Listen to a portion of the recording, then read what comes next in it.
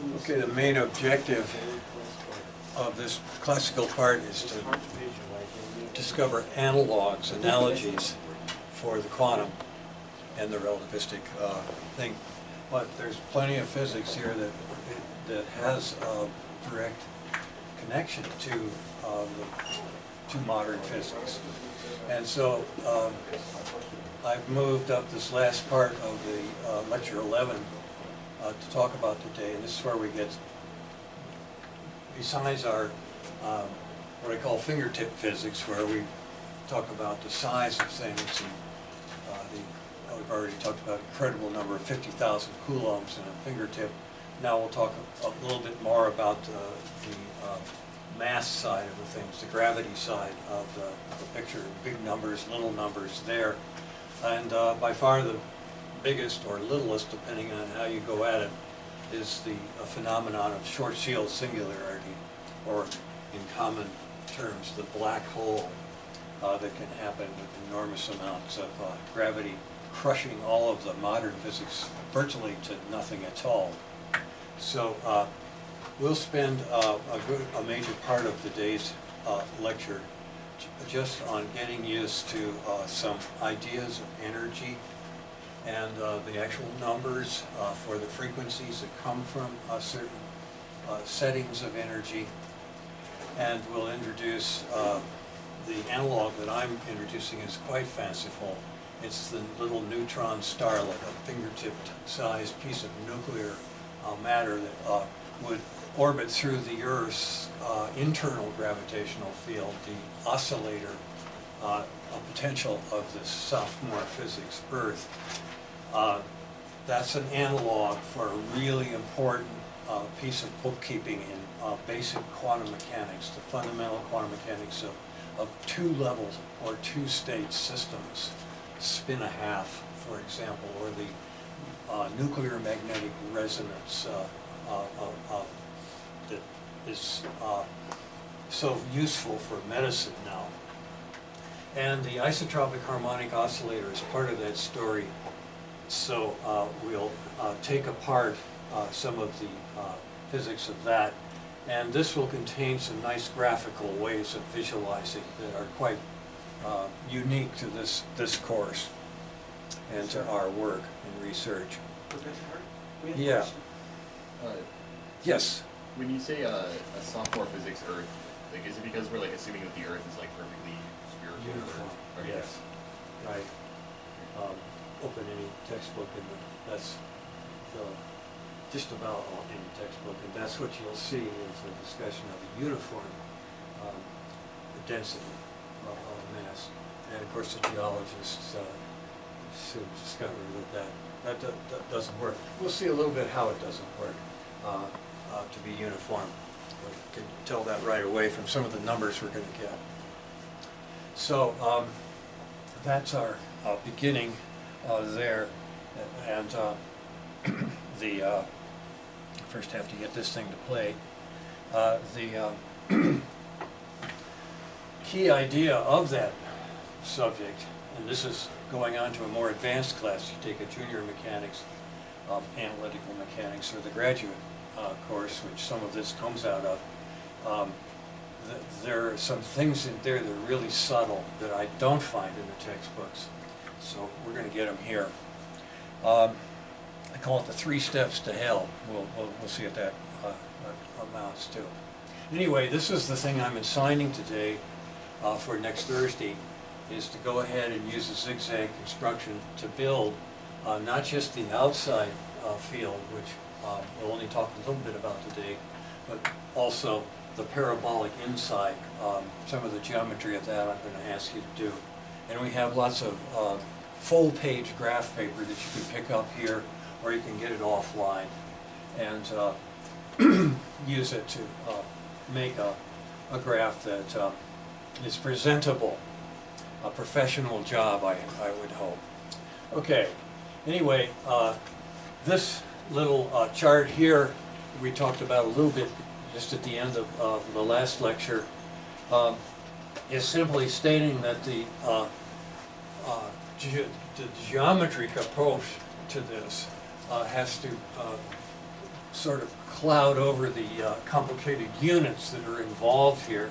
So just doing the potential energy is minus 1 over x. And this is 1 right here, so minus 1 over 1 is where that point is. And the same thing with this one, which is the 1 over x squared. So all of the hairy units are all coded in terms of a variable that is written as this dimensionless x, that is the actual radius in meters of your satellite or whatever it is that's out from the Earth by that distance, divided by the radius of the Earth. And it's the idea is that we're taking the radius of the Earth, I've put it here on the whiteboard, of 6.4 million, that's 10 to the 6th meters. So this is a dimensionless number that's being used for the geometrical purposes. And the same thing with the potential energy. The constant here is not shown. We're just plotting 1 over x with a minus sign. So the thing that we're talking about right at the moment here is the surface potential, and this is the way you'd write it professionally using the physics with all the units. And the letter mu here is common for the mass of a satellite that might be orbiting, or a spaceship, or a spaceman. And we're going to take that satellite or spaceman or neutron starlet and have it fly around inside the Earth. It's so dense that the Earth is just cotton candy, or practically nothing compared to it. So it would cruise along. Friction would have a negligible effect for a very long time. So that's the graph I'm asking you to do. We have decided not to do it on the board in class here today, but see if you can do it without help, much help. Anyway, the surface potential set equal to the kinetic energy. The idea is to figure out how much kinetic energy you would have if you fell from infinity down this potential, and we're coming right to this point. In other words, how much kinetic energy can you expect to see in a typical meteorite that flies through the sky at night, and they're really going. This is going to be a way to get some idea of what that speed is. What we're going to be calculating is the escape velocity from the Earth's radius, that is, right at this point here. How much speed and energy do you have to give something minimum to get it to sort of go out and never come back no matter what? So that's what's the first number that we'd like to get here. So that escape velocity is just gotten by solving that equation right there. 1/2 mass of the starlet, or whatever it is, v squared. We're talking about the v that it would take to get out of here. This is time reversing the meteorite coming in. That's going to be equal to the potential energy, and potential energy here is positive, so I've taken the minus sign away, and gravitational constant of 2/3 times 10 to the minus 10th, and then the mass of the thing that you're throwing, and then the mass of this guy right here, our good old beloved Mother Earth, and the radius of the Mother is right underneath there. And now it's being square rooted, so that I clear the velocity here. I've taken the 2 and put it, the 1/2 of the 2, and put it there, and that's really all you have to do. We've canceled the mass of the starlet. Doesn't matter what the object's mass is, within reason. This is the velocity that it's going to take to get out of here. Well, the answer is 11.1 kilometers per second. That's 3 figures accuracy right there. It's about 7 miles a second. So that's the kind of speeds, and in that neighborhood anyway, that if you see something coming through the atmosphere like that, it's a lot faster than any of the airplanes up there, right? And it's really what you're dealing with something that's come from a very long distance and is ending up burning usually. And the things that you see, by the way, are little fractions of a pinhead. They make all that light because it happens so quickly. Okay, now we're going to look inside. That's the outside story there. What I'd like to know is if we had a neutron starlet that could fly like we're going to be talking about here, we would like to know how much energy does it take to get from this point, that is, from the very center of the Earth, or if the neutron starlet could come in and just pierce the Earth, how much speed would it have going through the center? That would be its highest speed.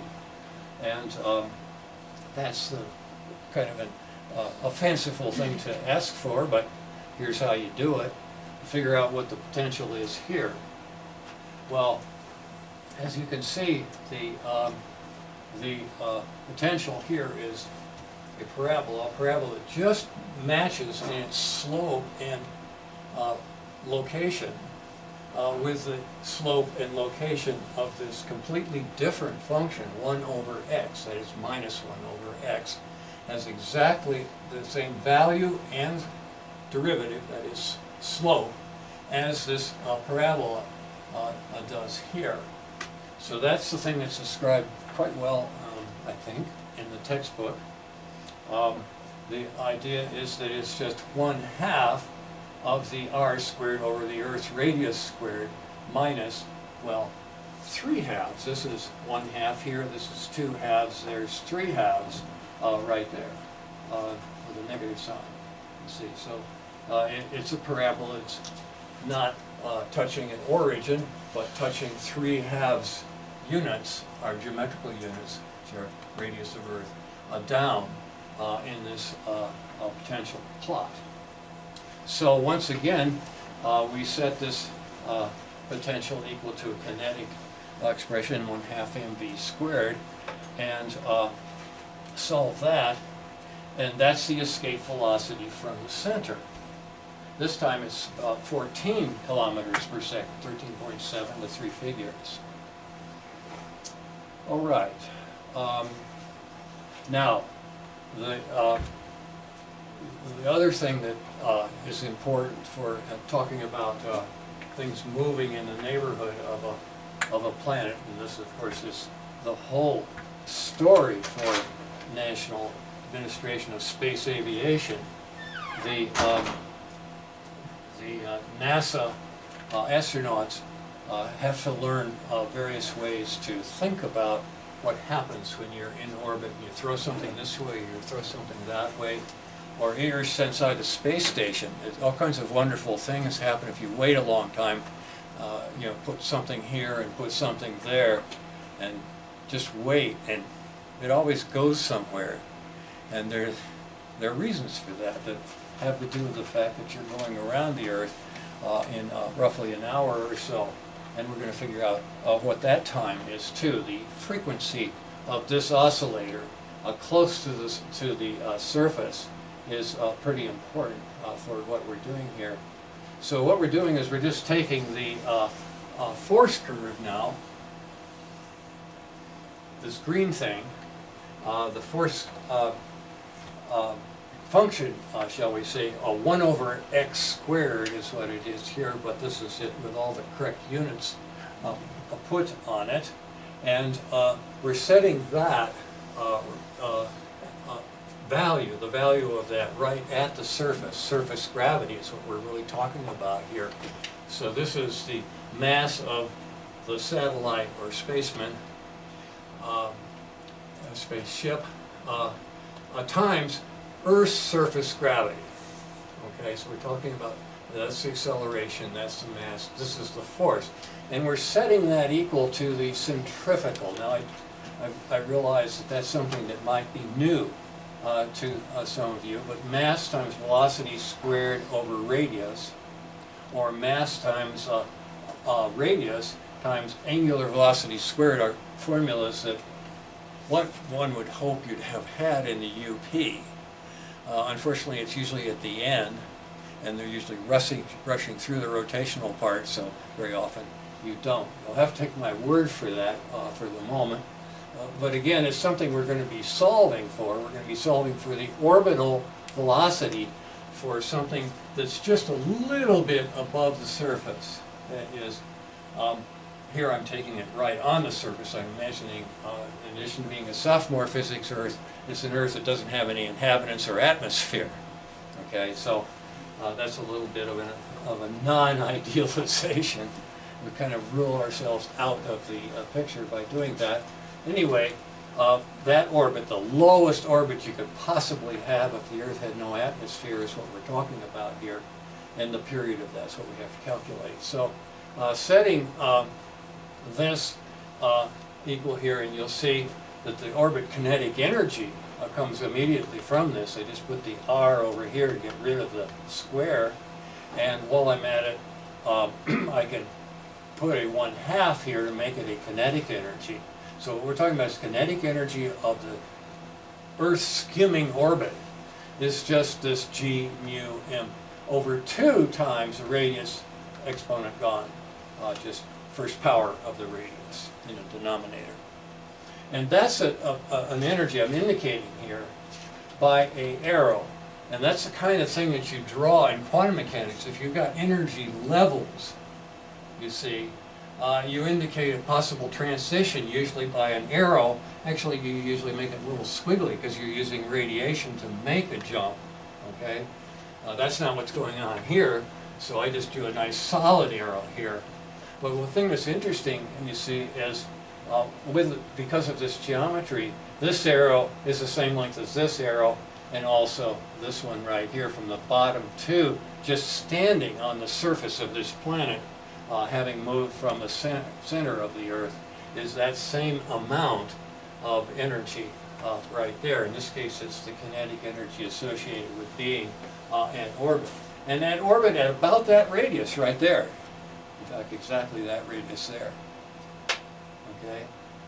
That would be, I'm misstating it a little bit, that would be equivalent to where you would go to get the kinetic energy associated with an orbit that just skims the surface. So if something were skimming the surface and it hits some kind of reflector right here that shot it out, you know, it's been going around like this normally, and it hits the reflector, how far would it go?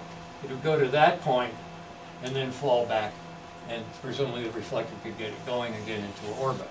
Okay, so there is the same value of energy that we have if we're orbiting circularly right at the surface of the Earth, right above it. Okay, and then the total energy, and this is the thing that's really confusing, and so first, not the last time we're going to run into this, but be aware of this. What I'm doing here is I'm taking the sum of that kinetic energy and the potential energy, which is negative, okay, the sum of the results of this curve and then the kinetic energy I get from doing that orbit, okay, and look what you get. You get the same number with a minus sign. Okay? So, good. That's what you would draw an arrow like this if you were falling out from an escape velocity into orbit. That would be an ion combination if we were talking about the analog that we're interested in, which is an atomic physics or a molecular physics analog. So I would come from infinity and ionize, if I'm an electron, turn this into a negative ion falling that far. And then I can fall this far just to get into where I'm actually sitting on this sphere. And then I can fall that far again to be in the center of it. So that's the 3 steps that I'd like you to see that is usually not shown about the sophomore physics Earth. It has that beauty, sort of symmetry to it. Now the other thing that we can get from this, and this is the expression here for the centrifugal force again. Only this time, instead of writing in terms of linear velocity, I'm writing in terms of angular velocity. Omega squared r as opposed to v squared over r. Those are centripetal or centrifugal accelerations. And then the mass times that gave a force here. I've taken the mass off from this expression. So that once again is the same as this equation right here. I've just gotten rid of the mass of the object. I'm only interested in the accelerations that are here. But what I'm really interested in is the angular frequency of the orbit that is going on a circle at the altitude of the Earth radius.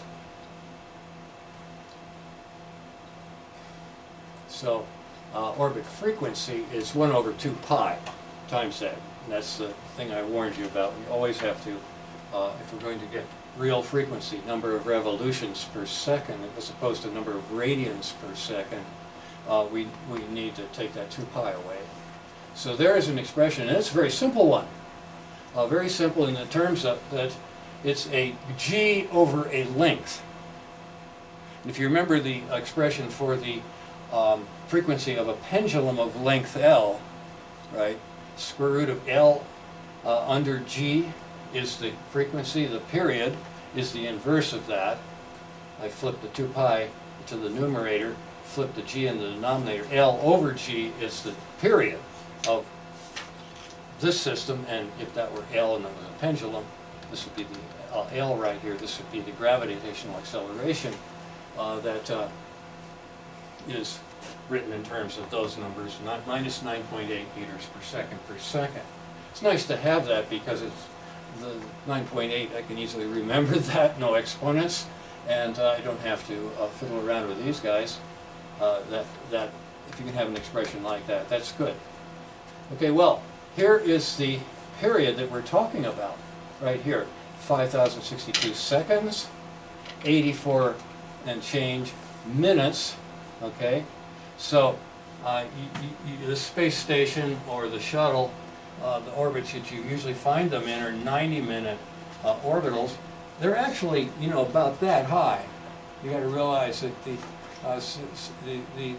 orbital thing is not that far from Earth, right? So it's not that different from this, but it is different, 6 minutes, from being just that much higher than the actual surface of the Earth.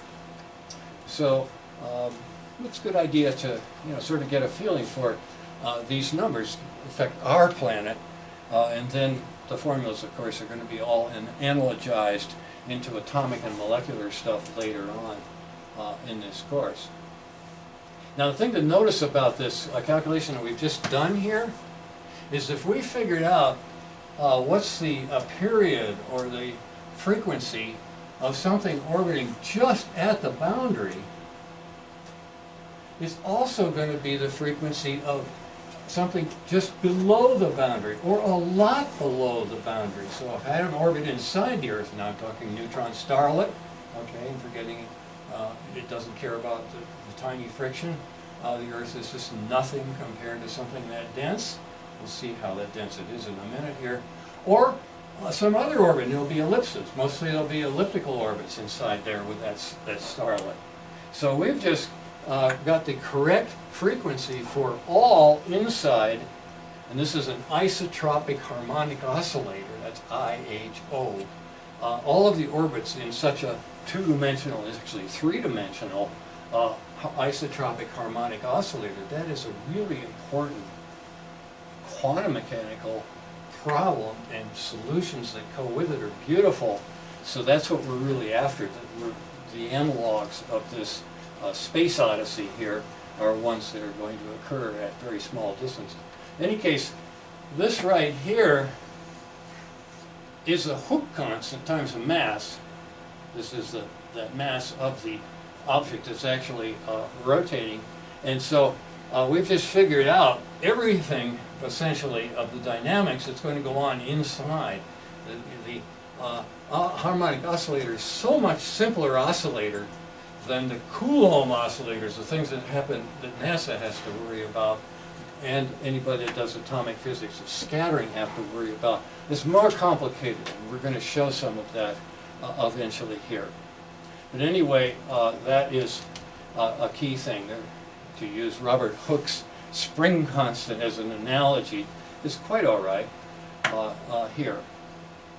Okay, is this making any kind of sense at all? The basic, some of it a review, some of it new. Now the circular orbit speed, that is not a constant.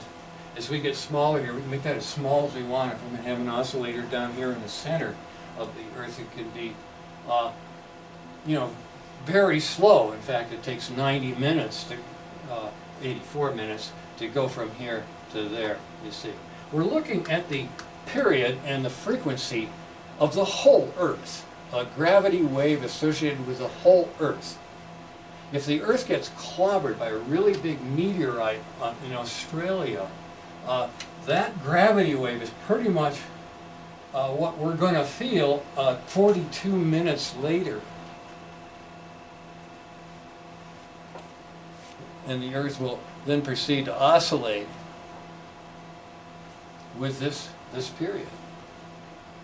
So that's something to think about. It's also a good model for some other things that occur in atomic, molecular, and even nuclear. When we talk about a nucleus, the so-called liquid drop model, there's what's called giant quadrupole resonance that has a frequency that we've just calculated basically the algebra of that.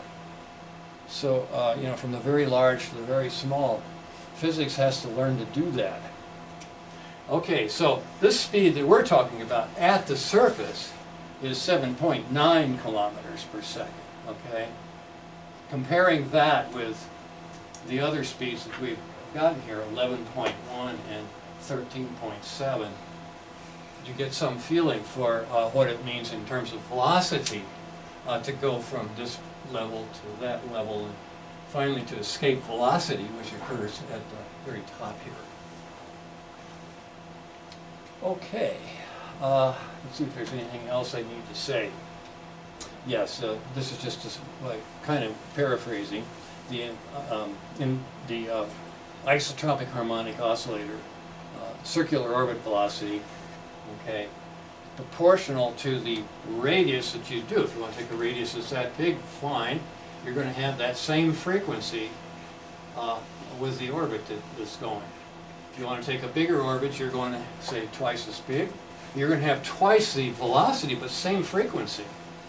That's the whole idea of a harmonic oscillator. Is it doesn't matter what the amplitude, or in this case the shape of the orbit, or the orientation of it. It's isotropic, so that symmetry holds, and that's the equation. Just linear in the angular velocity. Angular velocity times radius is linear velocity. And we'll talk about angular momentum is something has to be talked about too in connection with that. So, circular elliptic, they all have the same frequency. G over the length of the pendulum, which is the radius of Earth. Okay? All right. Now, what if we crush the Earth? This is, we're getting very into fantasy, space, physics, shall we say, science fiction. This is physics fiction, okay?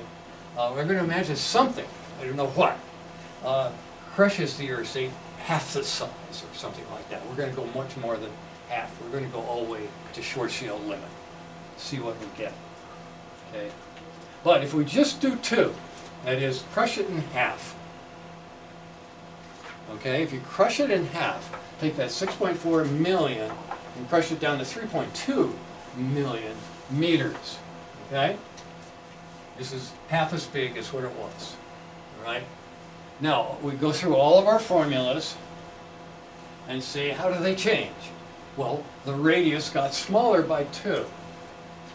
So that means that you're going to get 2 times the orbital energy. You're going to get square root of 2, because this has got a radical here, and I put a 2 here. I'm going to get a square root of 2 times orbital speed. I reduce that, I increase the speed. Okay, same thing here. Again, 2, surface potential. The surface potential, and now you've got to continue the Coulomb potential all the way down to what its value will be here at half of the radius. It was this big before, it's half as big now, okay? So by contracting the distance by 2, which is what we're doing, we're getting twice the potential, okay? How much bigger is the surface gravity now? And that's really my last question here. You know you've got an r squared, right? So if I cut that in half, I get 4 times. So you're going to weigh 4 times as much. All right? If you're a Svelte 100 pounds, you're going to be 400 pounds on this new planet. Okay? And the curvature of the parabola, you see, and remember the focal point for this one now, where that 45-degree slope is, right about there. I've kind of got it sketched in there, but you can see it from where you're sitting probably. So this curvature, and curvatures, the Einstein field equations worry about curvature of space and time, but you'll see it in the potential right here without doing any sort of relativity or anything. And that curvature is gone up by 8. Radius of curvature is 1/8 as big. So these are all of the things that happen. Square root of 8 times the orbit frequency, okay? And also the square root of 8 times any of the frequency that's going to go on inside this very much denser ball here. And you see that's the thing is that the density of this thing has increased a cube of 2. 2 to the 3rd power is 8. Okay? So this is just our first step. We're going to crush this further and further and further into the various limits that we see from astronomy of physics. And most of the stuff that we're talking about from now on is not something that we can predict by looking at things with microscopes, that is, looking at them with particle accelerators and things like that, that are trying to focus in on what's inside something very small.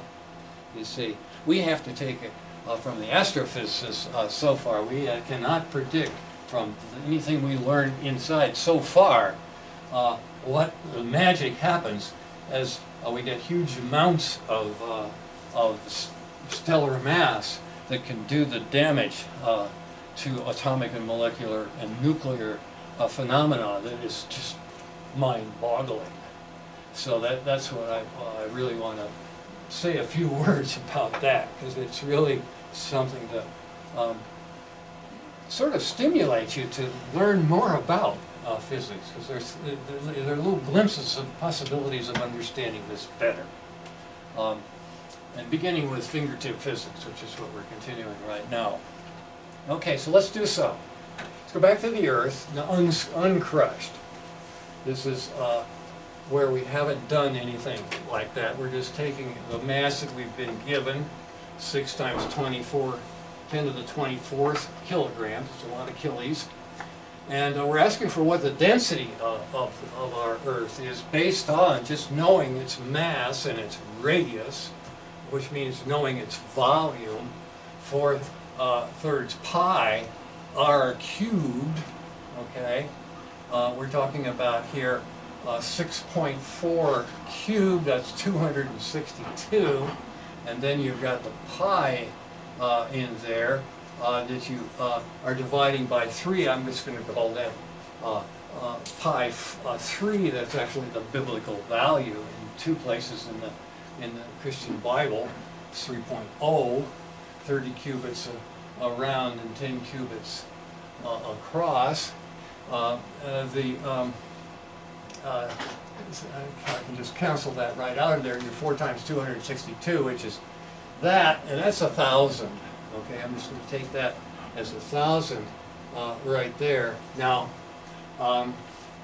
the r cubed here, we're talking about the 6, 10 to the 24, and we've got 10 to the 3 here. I would have had, if I make sure I didn't do some bad arithmetic here, I've got this 262, that's the 6.4, and I got 6 here cubed, that's 18, okay, but I can just call this 1,000, so I got 18 plus 3 is 21. So we're talking about 10 to the 21st cubic meters that we're going to divide by the volume.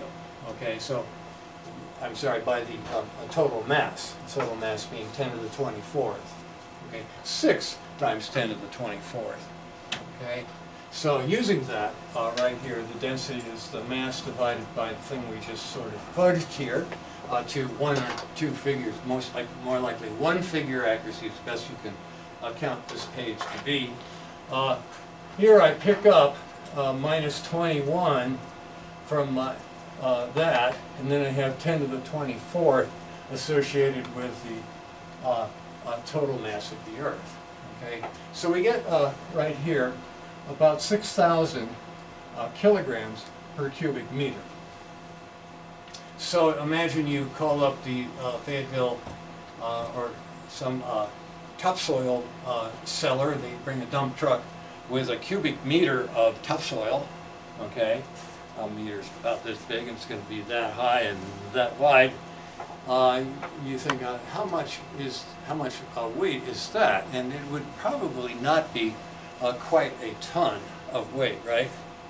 And here we're saying the density of the Earth is 6,000 kilograms, and kilograms are more than 2 pounds. It's 2.2 pounds, right? So you know, we're talking about a 22, let's see, we got, say that again, I've got 6,000, and if it were pound, yeah, 6,000, and then that times 2 is 12 divided by, I've got here more than 6 tons as compared to 1. That's something off here, but it isn't off, because if you look at what iron has as a density just from the chemical table, okay, solid iron, that's at room temperature, you're talking about 8,000. That's a lot bigger than this. But then the amazing thing is that the liquid iron is only 7. And that's more in line with what we're getting here. Now the Earth isn't totally iron. Obviously not. This is where the sophomore physics Earth really comes apart, right? There's all kinds of stuff moving around. It's a real zoo down there. A really hot zoo, okay? But it's, you know, within a 1 figure accuracy, we'll take that pretty well. You see, we're only off, looks like, in the 0.9, okay? Now, let's go further. That's just fluff compared to the density of the thing that gives you most of your mass. I should say gives you, well, let's just say most to 3 figures of your mass are these neutrons and protons. The mass of a neutron and a proton, okay? 1.67, that's good to, there's a little bit of a difference. Neutron just a bit heavier than the proton, but we're just going to call it both 2 times 10 to the minus 27 kilograms. So what we're going to ask about this in this fingertip physics is, you know, really, you know, what would it be? What would a neutron star of just a fingertip, just that much of a neutron star, how much would that weigh? I mean, how much mass would we be talking about there? Say a nucleus. Take something in the middle of the periodic chart, it's 50, has a radius typically of 3 femtometers, okay, with 50 nuclei, each with a mass of 2 times 10 to the minus 27 kilograms. That's what I want to talk about when I talk about fingertip. The neutron starlet that we're going to fantasize here, okay? So we're talking about, with 3 femtometer radius, we're talking about 4 pi over 3 r cubed, just like we did with the Earth, but now with a really small number, 10 to the minus 15 times 3 cubed, okay? Well, the 3's cancel pretty nicely here. I've got a 4 pi, this 4 pi over 3 times 3 cubed, that's 4 pi times 9, it's 36 pi, 113, we're going to call it 10 to the 2. Okay. And let's see if we've got 10 to the minus 25th kilograms packed into this volume here. We're taking this with this mass, 50 nucleons times 2 is 100 times 10 to the minus 27. That's 10 to the minus 25th kilograms packed into that volume. That's what we're really talking about, the 10 to the minus 43rd cubic meters. Very tiny volume, right? Okay, so it's minus 25 plus 43. That's 10 to the 18th kilograms per cubic meter. Now that's a trillion kilograms in a fingertip. A fingertip smaller than a cubic meter by that factor of 6. 1 cubic centimeter cubed is 10 to the minus 2 meters cubed. That's 10 to the minus 6. A millionth of that cubic meter is a fingertip, a cubic centimeter. All right. So that brings our huge number here down by 6 in the exponent to 10 to the 12th. So a trillion kilograms a trillion kilograms in a fingertip. Okay, that's what you're dealing with these neutron stars that are out there, and they're monstrous. They're monstrous. Some of them, much bigger than the Earth, and some of them rotating in binary. Okay, some of them rotating that fast. These huge things, huge, massive things, doing this. Ugh. It's unbelievable. And this is radio astronomy that discovers that first. Okay? Now we're getting it in evidence from other things, and I think we're going to be getting evidence from gravity waves from those. That will take some work. So, if you take the Earth radius and crush it to 300 meters, that's what it would take. You take this Earth here with a Razorback Stadium, okay, and bring it over here and crush it down to 300 meters radius. That's a football field length radius. So there's the football field, and there's the Earth, okay. Oh, think of the horrendous gravity here. These people would not be drinking their beer anymore at all. This would be over, okay, if we brought this monster into the Razorback Stadium. But that gives you an idea of what a neutron star has in terms of density. The Earth would come to just that size and be this solid black matter. I mean, it's really black in the sense that it doesn't radiate. There's all of the electrons have been crushed into the protons by this thing, leaving a neutral neutron. That's the theory anyway. And the charge is gone. The whole thing is just destroyed, you see. And as though destruction had occurred, you see. There's no evidence of a charge on these darn things that anybody can measure, you see. Really an amazing thing. But it's cotton candy compared to the next fellow, the black hole. We're nowhere near the stretch of the limit yet. That's what I want to really finish this fantasy with, okay? So we've got the neutron star, that's the fingertip, but let's go ahead and fantasize the ultimate limit here. As I say, 1 cubic centimeter of nuclear matter is a trillion kilograms, okay? And we're going to play with that as far as our model for orbitings and things like that. But I really like to introduce having crushed further the Earth to the point where it satisfies this equation. This is our equation for the escape velocity we did very first here today. Okay? 2 gravitational constant, mass, in this case, let's make it the Earth. Okay? And having the gravitational constant be this enormously small number, 2/3, 10 to the minus 10. Okay? And the speed of light being fairly fast. The idea is that we're going to crush this thing to the point where the escape velocity, the velocity that you need to escape, is the speed of light.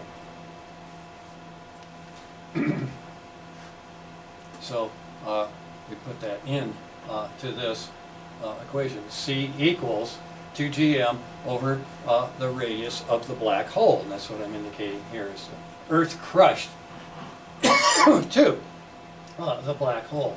Okay? So if we take the mass that we have, 6×10⁴, and plug it into this equation, you get 8.9 millimeters.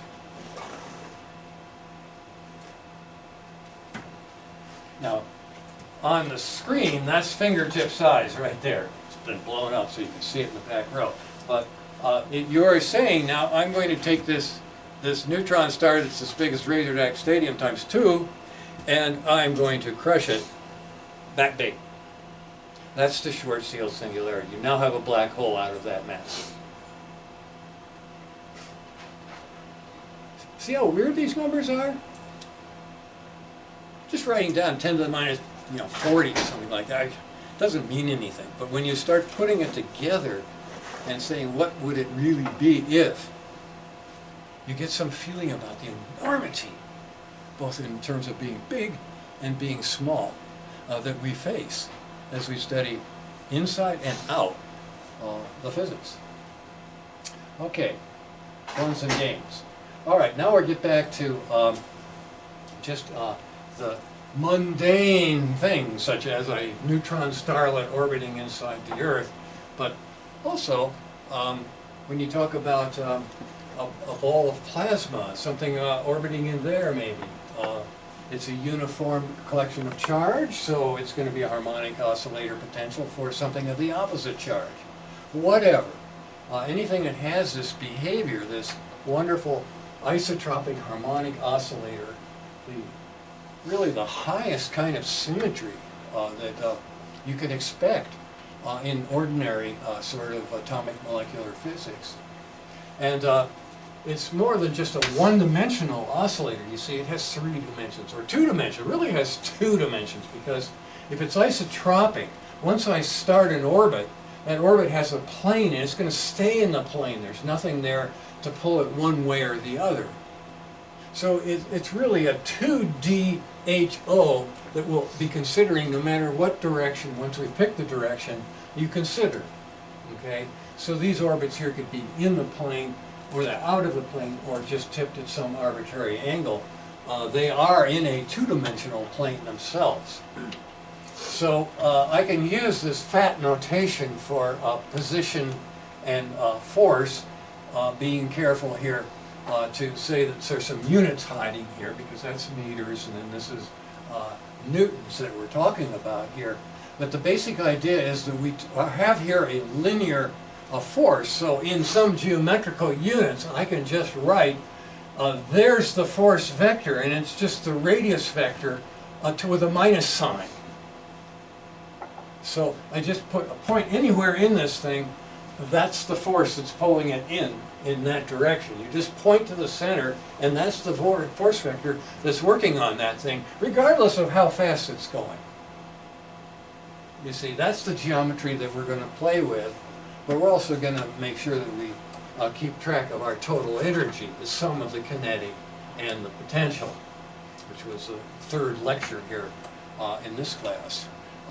Now we're going to say it's harmonic. That is, it's the result of a linear force. That is coming out to that.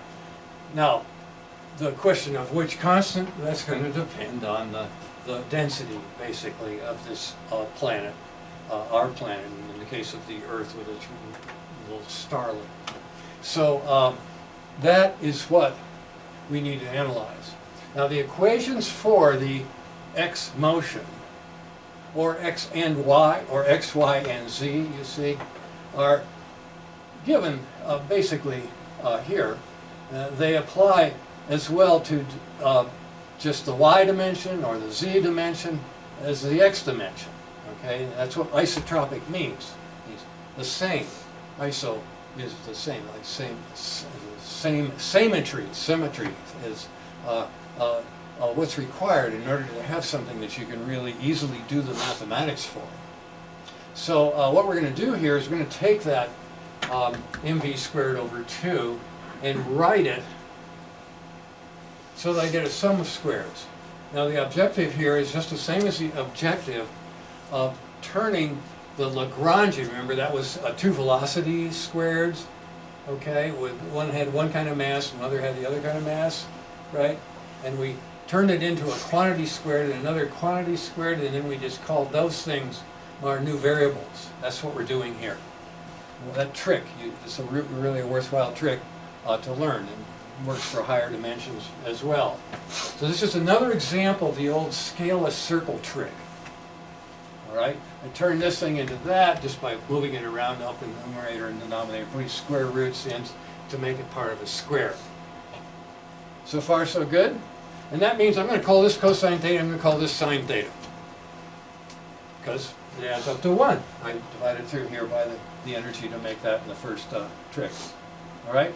So what we're going to have when we solve this thing, if we call this equal to that is v over the square root of 2em is the cosine of theta.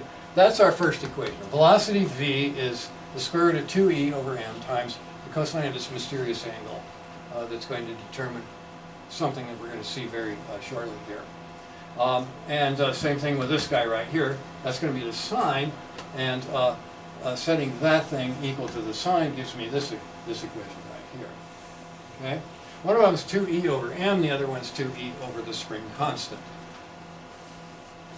The one that goes with the sine thing. So, we're going to turn this one guy here into a trigonometric relationship. I'm just going to say, okay, that's the case. Square root of 2e over m cosine theta, that's what we're calling velocity. Well, that's the derivative of x with respect to t, which, and this is a calculus trick, I just open up the dx dt and put some other variable. Well, I'm going to use the angle variable. I want to get this in terms of angular quantity. This is an angular velocity, this thing right here, omega. Okay, so that's the omega that we just calculated for orbits inside this oscillator. Okay, so I'll put it in for d theta dt. Okay, and then we have dx d theta right there. Okay, well, dx d theta, I can turn that very quickly by taking the derivative of this with respect to theta. That's really easy. Sine of theta's derivative is cosine, right? Then I've got 2e over k to multiply to boot. So I get an omega 2 square root of 2e over k cosine, which is the same as this, except for the m and the k, right? So we just divide the thing through, cancel out the cosine of theta and the square root of 2e, and get a ratio of m to k. Okay? K over m, square root, is omega. Seen this before? Okay. Just to refresh the memory, right? We have obtained the angular velocity associated with this orbit. Or, and this is careful, you have to be careful about this. If you want to actually get the angle, you have to integrate. You can't just divide or multiply. This is only for constant omega. If it's a variable omega, look out. This is where a lot of quantum mechanics go screwy when you have a variable frequency. When you are doing an FM, frequency modulation, it's a lot harder to figure out where your phase angle is. Okay. Well, there are two things that I want to point out here. First of all, that this inside the Earth thing, and this is spelled out, I think, just as well in the textbook, and that is if I drop this guy from here, and ding, that top one there, with just the right speed so that it orbits like a circle, it's still acting like it's inside this thing where you have the isotropic force, that is the F equal to minus R. So is this one. So this one has a force acting on it that's that big. This one has a force acting on it that's that big, but it's just exactly countering the centrifugal, center fleeing force due to its rotation. That we've imagined, we've arranged that so that it's in a circular orbit.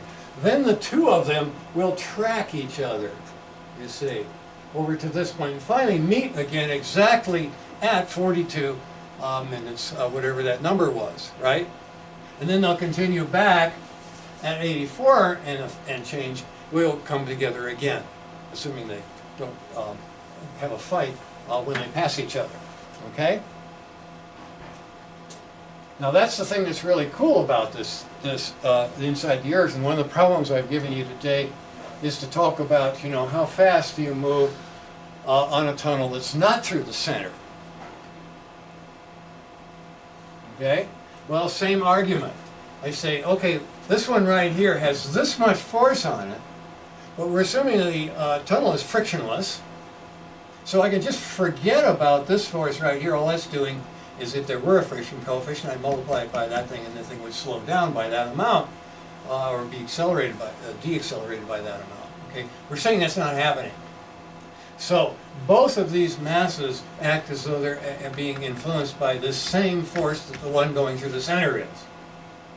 So they will track each other. I can start them here, and they'll go over to here and come back, just like that. That's cool, okay? The idea of a subway through the Earth where no matter where you cut the subway, you can go anywhere. That means you could cut from there to there, because it's isotropic, right? Or from there to there. That would be more practical because you'd stay away from all that magna, right? You can't go too far with this. But this is sophomore physics Earth, so we can go anywhere, right? No matter where I put a tunnel, it's going to be, if I just drop it, it's going to be 21 minutes to the center of the tunnel, another 21 minutes to the edge. And that's 42 minutes, and then return trip, if you don't stop, 21 and 20, another 42, and you're back again, right? That's pretty cool. I mean, that's a neat thing about a sphere of mass, but also works for charge. There's a little difficulty there is you have two signs, so you have to be careful with that. But here's the other thing that's interesting, is that this thing is true even if the tunnel is 1 meter long. Well, 2 meters actually. So what I'm imagining here is that in this room we build a tunnel. Okay, it doesn't cost very much to make a 2-meter tunnel. Right? In fact, we're going to get a tunnel. I'm just going to make a really flat, frictionless 2-meter stick. Okay? So there's 1 meter right there, and I'm going to have another meter over there. And what I'm telling you is that if I really level this thing off, so it's level right here, and I got the other side on this side, that if we wait pretty much to the end of this class, because we started 10 minutes late, we got another 20 minutes here, okay, the mass will go up to this point. Is that cool? And then it'll be 42 minutes to get down to the other end, and then another 42 to get all the way back. Now what's wrong with that picture? Anything wrong with that picture? Friction. You really have to make sure the thing is straight, frictionless, and level. Well, what's level mean? If it's level here, it's not level there, right? That's why I put this little guy up here again. The Thales theorem. I use this every chance I get, even if it's a little stretch like this one. Okay? Remember when we talked about the Super Bowl being pushed in? And we came up with an approximation that this distance right here was exactly this. That's the length G. This gave me, I think we called it R before. Divided by this total radius here, okay, the 2r minus d. Okay, there's 2r minus d. So this is the geometrical mean, that's why I called it G, of this number here and that number there, right? Just to refresh you, remember, this is Thales' idea. You have a right angle subtended by a diameter, right? If you don't learn anything else in this course of mathematics, that one's got to go with you, okay? And so right here I'm saying approximately when we can ignore this d compared to r, g squared over 2r. And we're talking about 10 to the 6th here, and we're talking about 1 meter for the g. So we're going to have a d here of 1/12 micron. That means, what that means is, if the Earth, say, was this level right here, I'm just putting it at eye level, okay? And it's a really flat plane, but it's not quite flat, right? Because it's the Earth. It's got a little curvature to it, right? And I've got a really straight thing here, laser straight, okay? More than laser straight, okay? Gamma ray straight, okay? I set it down in that sphere, right? And there's a little bit of rocking, right? Because the Earth is spherical, right? But it's not much rocking, it's that much rocking. 1/12 micron is what you get with this thing, with the 6 times 10 to the 6th, right?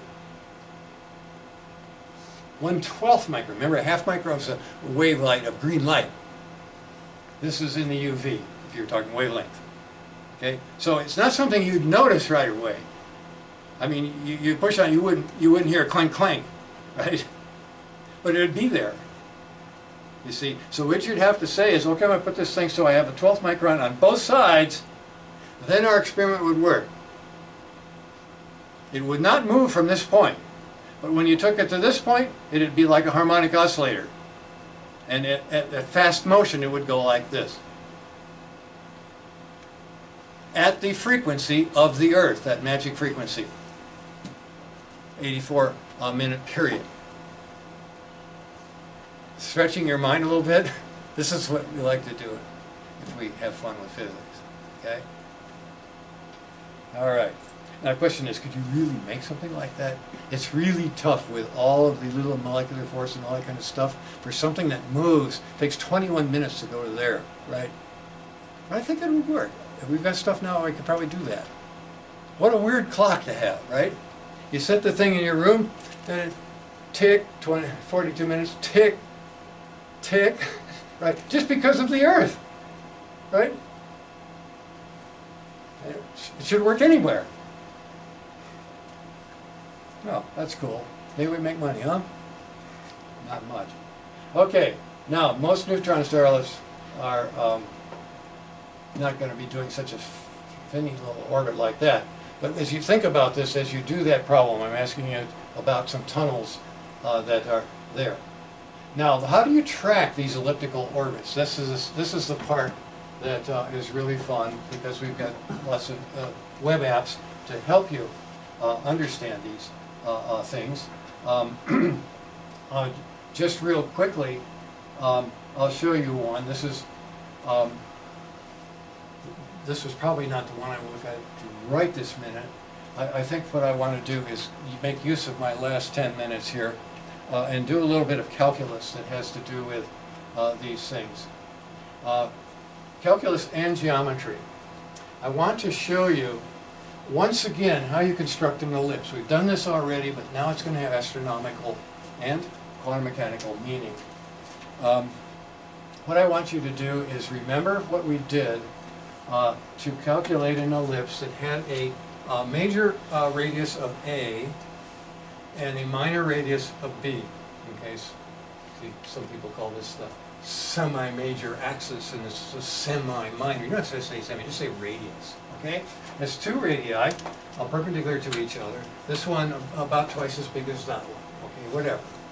All right?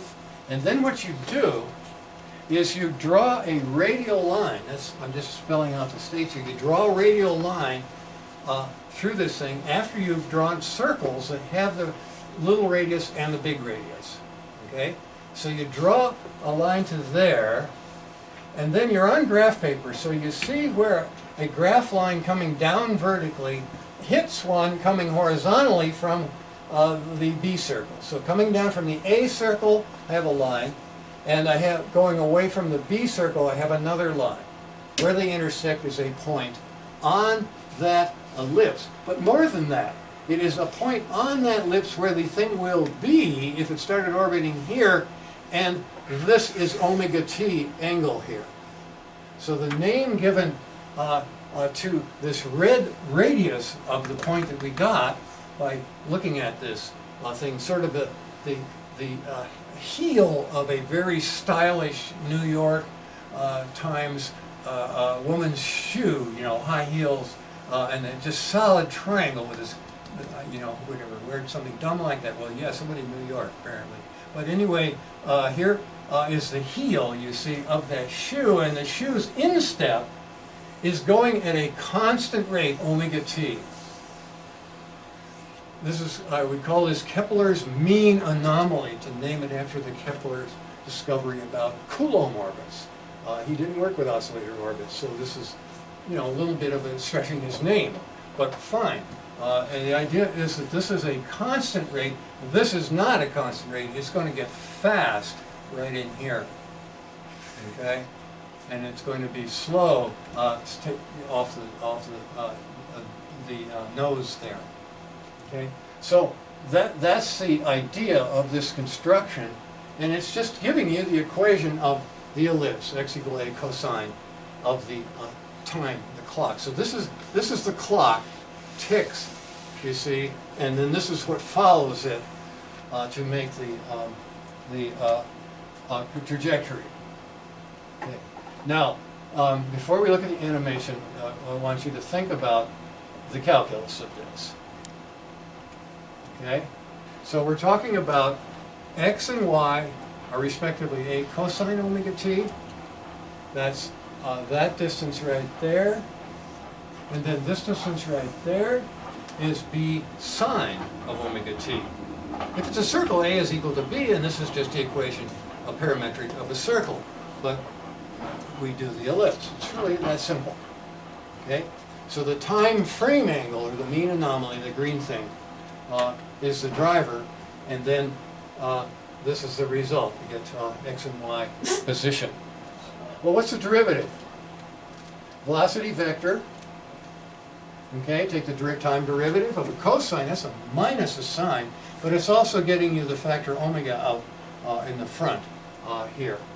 So instead of a, I got a omega here. We're going to take omega equal to 1 just to make this nice and simple. We'll pick our units of time so that that's our tick. And this is a velocity notation. I usually write r dot for the double derivative with respect to time. Okay? Now, this minus sine of omega t here is cosine of phi plus pi over 2. And the cosine is the sine of phi plus pi over 2. So what that means is that this thing right here is the velocity, and it's gotten by having the mean anomaly be exactly 90 degrees ahead, that's just 90 degrees right here, pi over 2, of the mean anomaly that we started with for the position. So the velocity has a mean anomaly that is at quadrature. That's a name given to something that's at right angles. Okay? So there's your velocity vector. You've got it. And it's on the ellipse if omega equal 1. And that's what we like to do in geometry. Scale things so that different quantities get to be used on the same graph. Okay? Next step. Acceleration. A derivative of this, which is a double derivative of this. I do one more derivative on this thing. Derivative of the sine is a cosine without a sine, but already has a sine, a minus sign. And the y here, derivative of that, now it gets a minus sign. So I have two things with a minus sign. Get an extra omega, but it's 1, so it doesn't change anything. There's your answer right there. Cosine, sine. Each time have had pi added to the mean anomaly. So this mean anomaly right here is exactly opposite the one we started with. And there's your acceleration vector. Also on the ellipse. So all of our vectors for the derivatives are going to stay on the ellipse. Okay, I'll tell you. Isn't that cool? And it continues. Here's the acceleration. I should say a change of acceleration, which is jerk. Okay, that's NASA's terminology for change of acceleration for each time. All right? Now it's 3/2 of pi over 2. Okay? And the fourth derivative, it's political season. I like to call change of jerk inauguration. That was certainly appropriate during the Bush era. I do not think our current president is a jerk, so I would like to erase this. But, you know, how can you spoil such a terrible joke as that? Anyway, you're back home again with this. Now, what we'd like to do is look at a couple of these. Let's see if I can get this to work on the little computer here. That'll that may be asking for trouble. Let's see if this is the one that should do it. This is the picture of the thing. Let me see if it'll actually run. Okay, here we go. This one has really got a very big eccentricity, but the idea is that as this thing goes, the thing will orbit the way we've said. That's a very good theory. Now, one of the things is there's an optical illusion associated with this. Let me go back here real quick. Escape, and let's see if I can go and redo this in a funny kind of way. What I'm looking for is the actual animation of the thing. So, and this is another way of looking at which we'll get to next time. But let me see if I can find good old. Search for a box it. I'm looking for the box it, yeah. That's the one I want. This is a little bit more complicated still. This is what I'm looking for, okay? This is the web stimulation. This is the one we're going to be using to introduce our quantum mechanics. This is the two-state system. It's also classical study of molecular vibration, but basically what we're doing is we've got two phasors here that are running at the same frequency at right angles to each other, and depending on what the initial phase is, I've got to clear my space here, so I don't usually use this computer, but if I can get away with it. You see, you can set this thing any way you want. I can come here and start the thing right there and put a little bit of a velocity on it, say about that far, and make an ellipse that goes to that point, okay? And it doesn't hurt to erase the paths when you do that and just draw the new ones. But what you can do with this thing, and let's go to the controls here, let's go ahead and say how many derivatives we'd like to see here. If you want one derivative or two derivatives, we'll go for 3 since we're close to the end of the class here, and we'll reset at time equals 0.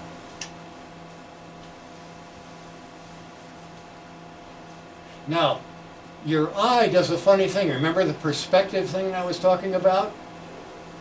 What's really happening is this particle going slow there, fast there, slow there, fast there, slow there, fast there. It's doing a very jerky motion. But your eye doesn't say that. Your eye says there's a circle rotating in a plane uniformly. And the perspective is taking away from that jerky motion. And we're going to see this in waves too. It's called galloping of waves. This is analogous to the galloping effect that we discovered. Nobody else had noticed this, or at least noticed it well enough to write it down. So there you have the position, the velocity, the acceleration, all going around what looks like a circle to your eye. How many people see that as a rotation of a circle in a plane, a circle in a square, right? And of course it's not. It's all in this plane, just like our calculus and geometry have shown. So we have, some things to get used to. Now, this is a spin vector that isn't doing anything right now because the frequencies are the same for these two red little phasors down here, these two mode phasors. As soon as I change that, the spin starts to do things. That's called spin precession or spin resonance, and that's the way you get images from MRI, and that's quantum mechanical. So we have right here the bookkeeping, all the bookkeeping that's currently used in quantum mechanics of two-state systems. It's just that we're getting it to the point where we can really understand it.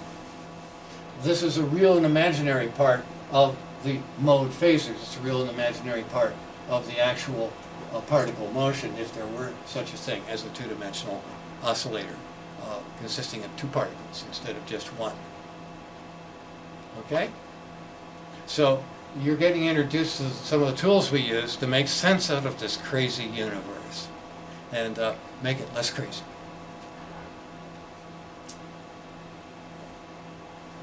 No questions? Only had one today. We should have more. There's so many paths that come out of this stuff. Yeah. I recall hearing about magnetic braking used in seismometers. Magnetic braking used to... Damp the motion in a seismometer arm. Oh, okay, so you just put They choose, a conductor in some sort of configuration where the field would change, penetrating, right? Which is magnetic braking. Yeah. so they aim for a specific frequency of oscillation. Would that not be your calculation? Well, when you say that you have, you're trying to get rid of a vibration, right? Damp it down real quick. You damp it Tilt very quickly. transients. Yeah. And do it without sort of touching it. In other words, you're doing it because it feels the resistance only when it moves, right? And so it's a quiet braking. Now, the thing that would happen, it would depend, if for example you had a superconductor, that could, you know, well, we'll have to discuss that. That It's raises all just kinds something of that issues. popped into my head. Yeah. I know they were trapping a specific frequency. It makes sense now that it might be this one. Well, what you're thinking of is molecules in a trap. And the trap already has a field to make itself, right? The atomic and molecular traps, or the ion traps, they are already have a magnetic field there. That's what makes the early ones work.